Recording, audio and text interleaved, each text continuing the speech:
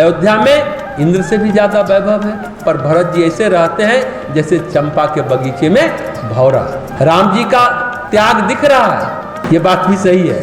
राम जी का त्याग दिख रहा है कि उन्होंने अयोध्या राज्य छोड़ा।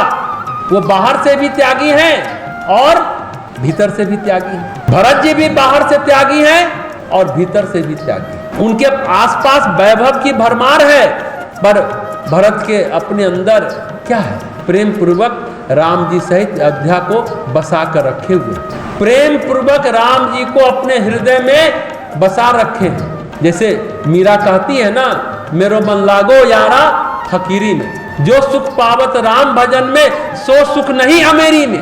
तो मन बदल गया, राम को अपने अंदर बसा करके मस्त है भरत जी। लक्ष्मी जी का भोग विलास वैभव राम के अनुरागियों को भाता नहीं है, वो भाव में जीते हैं, सुख की चाहत ही नहीं है, वो चाहे तो कुछ भी हो जाए।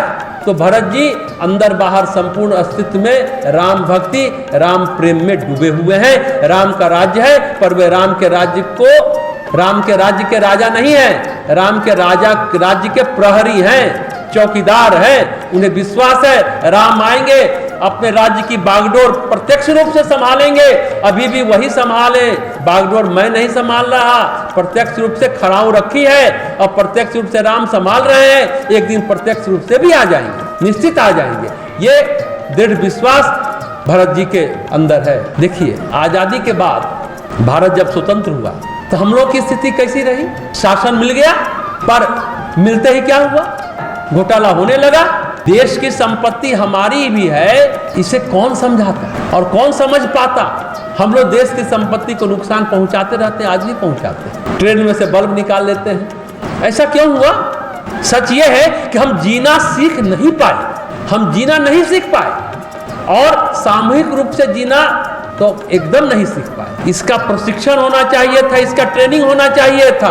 भरत जी वही व्यवस्था दे रहे हैं अयोध्या को, जिससे राम राज्य स्थापित हो सके जन जन में और जन जन के मन में। राम को बसा रहे हैं भरत जी। राजा के पास सब कुछ होता है, राजा अगर उपभोग करता है, भोग विलास में रहता है, तो प्रजा में शुभ संदेश नहीं जाता है।